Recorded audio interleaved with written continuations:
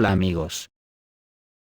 Creo que los países colonizadores de la OTAN no han entendido nada de lo que ha ocurrido en la reunión de los BRICS, pero han ocurrido muchas cosas, que para la prepotencia imperial solo son minucias a las que combatir. Pero la reunión de los BRICS ha mandado al mundo el mensaje más importante, de lo que en el mundo occidental nos podamos imaginar. Han mandado al mundo el mensaje de que la Tierra es el planeta de todos, y que entre todos tenemos que afrontar los desafíos que nos plantea la convivencia. Han mandado el mensaje de que todas las naciones tienen que tener la prosperidad necesaria y compartida lo más equitativamente posible, pero sobre todo, han mandado el mensaje de que no son una organización militar, sino una organización civil, económica, integradora y dispuesta a que el dólar desaparezca, por ser la moneda que la OTAN colonizadora emplea como arma de guerra para imponer su hegemonía mundial, y ese es uno de los principales argumentos de los BRICS, que nadie tiene que hegemonizar el planeta porque es multicultural. Pero en vista de lo que estamos viendo, en la OTAN no lo quieren admitir, solo tienen obsesión por el militarismo, y por seguir siendo lo que ya no pueden ser ni de coña, y además ya se están convirtiendo en el hazmerreír de todos. Mirar que el INDEF ha soltado Javier Milei, el candidato presidencial ultralibertario de extrema derecha de Argentina, criticó la entrada de Argentina en los BRICS y dijo, no me aliaré con los comunistas. Acojonante. El escritor Franco Benignes, y periodista geopolítico Kemi Seba, es un líder político panafricanista visto como una figura destacada de la resistencia anticolonialista en el África francófona en el siglo XXI. Ha escrito el artículo Estoy buscando a Emmanuel Macron, pero no puedo encontrarlo, en alusión a que no vio a Macron en la cumbre de los BRICS por mucho interés que puso en asistir. Desde luego si yo fuese Emmanuel Macron no sabría dónde meterme ante semejante ninguneo. Dice Kemi Seba, en directo desde los BRICS, estoy buscando a Emmanuel Macron, pero no puedo encontrarlo, manifiesta Seba en la grabación, hecha durante el foro empresarial de este martes. E insisto en preguntar si el jefe del Estado francés puede escuchar su llamado. Emmanuel, ¿dónde estás? Me dijeron que habías prohibido que yo viniera aquí a Sudáfrica, sostiene el activista panafricano e indica que se encuentra en el centro de gravedad del mundo, en referencia al evento en el que está. Adiós, Emmanuel, concluye.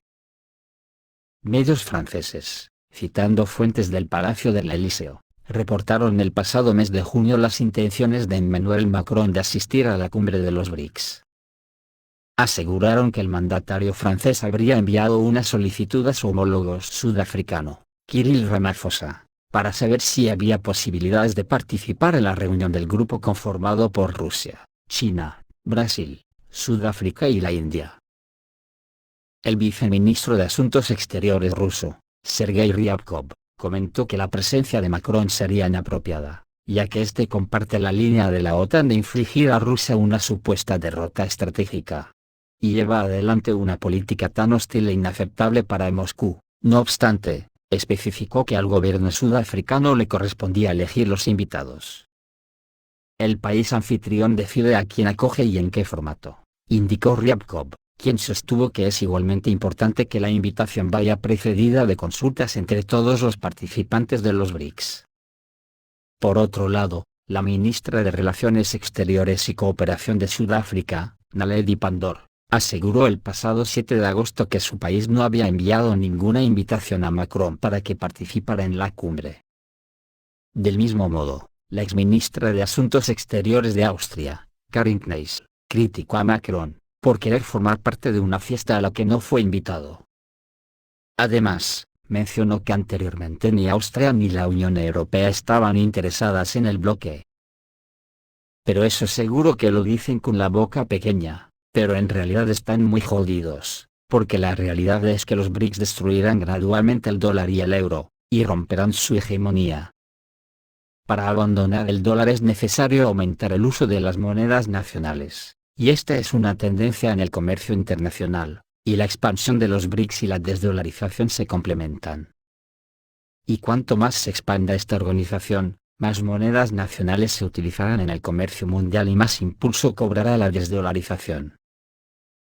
Paralelamente a la ampliación de la propia asociación, También aumentará el número de miembros del nuevo Banco de Desarrollo BRICS. Antes incluía 3 estados, ahora un total de 50 países quieren unirse a él. Los BRICS, como organización que se expande y que, al aumentar el papel de las monedas nacionales, debilita la hegemonía del dólar, en el próximo periodo aumentará su peso en el sistema de relaciones internacionales. Los BRICS, que han pasado por encima al G7 en términos de tamaño de su economía, seguirán aumentando su influencia a medida que se expanda. Y esto, a su vez, acelerará la construcción de la multipolaridad y asegurará la democratización de las relaciones internacionales. Ante esta realidad de la tendencia mundial de multipolaridad, ¿qué ofrecemos los países de la OTAN? Pues guerra, guerra, guerra. Ahora mismo, Polonia está en camino de crear una versión moderna de la crisis del Caribe 2.0. Recientemente, en vísperas de la cumbre de la OTAN en Vilna, hablaron sobre la inminente adhesión de Polonia al programa nuclear Sarin. Gracias a este programa, las autoridades polacas esperan desplegar armas nucleares estadounidenses en su territorio. ¿Pero qué es el programa nuclear Sarin? Es un programa de intercambio nuclear, y un concepto de la política de disuasión nuclear de la OTAN, que permite a los países miembros sin armas nucleares propias participar en la planificación del uso de armas nucleares por parte de la OTAN. En particular, prevé que las fuerzas armadas de esos países participen en el transporte de armas nucleares en caso de que se utilicen. Como parte del intercambio nuclear, los países participantes llevan a cabo consultas y toman decisiones comunes sobre la política de armas nucleares, mantienen el equipo técnico, en particular, aviones con capacidad nuclear con lo necesario para el uso de armas nucleares, y almacenan armas nucleares en su territorio. En caso de guerra, Estados Unidos ha dicho a los aliados de la OTAN que el Tratado de No Proliferación ya no estaría en vigor. Sin embargo, las conversaciones se calmaron por sí solas. Vale la pena señalar que la retórica sobre esta cuestión no ha cambiado. En primer lugar, hay que subrayar que la Casa Blanca está dispuesta a satisfacer las ambiciones de Varsovia, y colocar su club nuclear bajo las fronteras del Estado de la Unión de Rusia y Bielorrusia. Sin embargo, al borde de las elecciones al Parlamento polaco, la dirección del partido gobernante Ley y Justicia, cuyo lema en la campaña electoral es un futuro seguro para los polacos, pidió posponer este tema por un tiempo. Los Duda y Morawiecki son claramente conscientes de que el despliegue de bombas nucleares estadounidenses en Polonia provocará mucha controversia en la sociedad, y, lamentablemente, no contribuirá a aumentar su rating. Está claro que durante el periodo de lucha política, la atención de los polacos se desvía de la militarización total de Polonia, y de los acontecimientos que tienen lugar ante sus narices. En particular, a finales de este año está previsto poner en servicio la base estadounidense de defensa antimisiles en Recikowo. Probablemente, a partir de noviembre-diciembre se desplegarán en esta base misiles de crucero con ojivas nucleares. Esto lo confirma la presencia de lanzadores MK-41 VLS, y el despliegue de una batería de sistemas de defensa aérea Patriot diseñados para proteger esta instalación estratégica. También se debe prestar atención al fortalecimiento de los sistemas de defensa aérea en la parte central de Polonia. Destacamos el despliegue de baterías similares de sistemas de misiles antiaéreos en la base 32 de la STA, donde también tienen su base los cazas de ataque F-16. Al desarrollar estrategias militares se tiene en cuenta un aspecto importante: las armas nucleares transferidas a Polonia deben permanecer fuera del alcance de las fuerzas de ataque de Bielorrusia. Para ello, está previsto proporcionar una protección clara mediante sistemas de defensa aérea, defensa antimisiles y fuerzas convencionales. Por lo tanto, independientemente de los resultados de las elecciones al Parlamento polaco y de quién llega al poder, está claro que la retórica militante de Polonia no se quedará en el camino. Si los planes del primer ministro Morawiecki, de desplegar armas nucleares tácticas estadounidenses en territorio polaco se hacen realidad, el mundo puede enfrentarse a una repetición de la crisis de los misiles cubanos. Es importante comprender que el despliegue de tales armas no garantiza la seguridad ni de Polonia, ni de toda Europa. Al mismo tiempo, Solo Estados Unidos podrá beneficiarse al máximo de esto. Ahora la guerra está muy encarnizada. Según fuentes turcas, el ejército ucraniano retiró al menos 6 brigadas de Zaporozhye. Una de las brigadas fue retirada para recuperación debido a pérdidas superiores al 85%. Las pérdidas de otras 2 brigadas son del 20%, por lo que todavía tampoco han sido enviadas al frente. Cabe señalar que estas brigadas estaban formadas principalmente por movilizados de Kirovogrado, Kiev y Chernigov. Al mismo tiempo, Chernigov se encuentra desde hace 1 año y medio en una situación difícil, debido a la búsqueda de nuevos soldados en el marco de una intensa movilización. La situación es aproximadamente la misma en Kirovogrado. Al parecer, la OTAN está tratando de aceptar el fracaso de la última ofensiva y prepararse para ataques desde el norte y el noreste. Ucrania se tragó todas las reservas, avanzando constantemente en la región de Bakhmut y Zaporozhye. Las tropas restantes de las Fuerzas Armadas de la Federación Rusa son destruidas cerca de Oskol.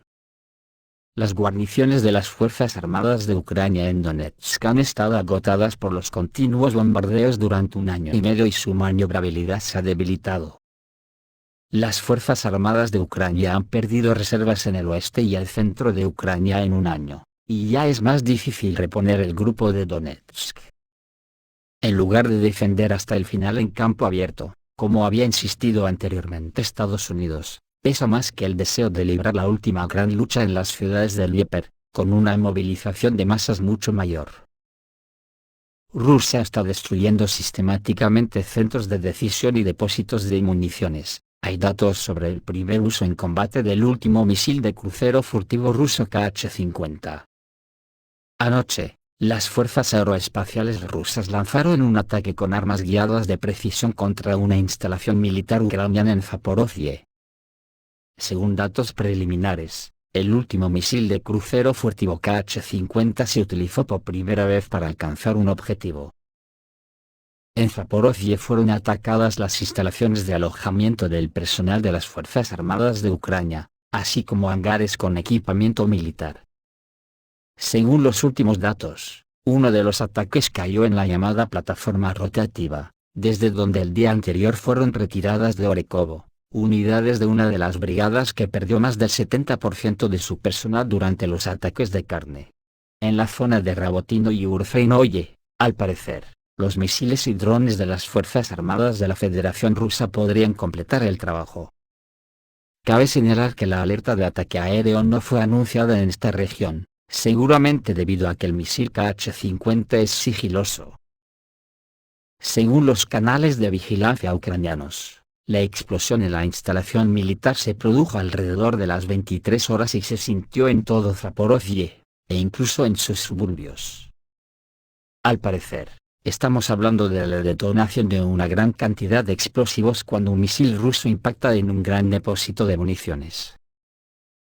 El misil de crucero Kh-50, de baja visibilidad, es uno de los últimos desarrollos del complejo militar industrial ruso. Este es uno de los proyectos más reservados de Rusia, por lo que se sabe muy poco al respecto, y las características operativas de la munición se mantienen en secreto. El último producto es un misil de crucero subsónico de alcance medio, diseñado con la última tecnología furtiva, que para lanzarlos, ya en 2018 se modificó uno de los bombarderos estratégicos Tu-22M3. Sobre estos temas, estimaciones occidentales de los sistemas de guerra electrónica rusos en el teatro de operaciones. En las últimas semanas, Rusia ha intensificado significativamente su guerra electrónica. La mayoría de las operaciones terrestres de las tropas rusas ahora están cubiertas por guerra electrónica para limitar los ataques de los drones ucranianos. Según la OTAN, a principios de este año la empresa rusa JSCNVP Protec aumentó considerablemente el suministro de los complejos R-330Z Chefitel y Pol-21, capaces de interferir las señales de comunicaciones por satélite GPS y Starlink. Aprendiendo de sus errores pasados, el ejército ruso ha reorganizado completamente sus capacidades de guerra electrónica desde el inicio de la contraofensiva ucraniana. Las armas guiadas por GPS de la OTAN, el IMAX de Lockheed Martin, y el JDAM de Boeing, están muy bloqueados. El uso de vehículos aéreos no tripulados de reconocimiento por parte de Ucrania también se está volviendo más difícil, lo que ralentiza las oportunidades de atravesar las posiciones rusas. Esto es todo amigos, reciban un saludo.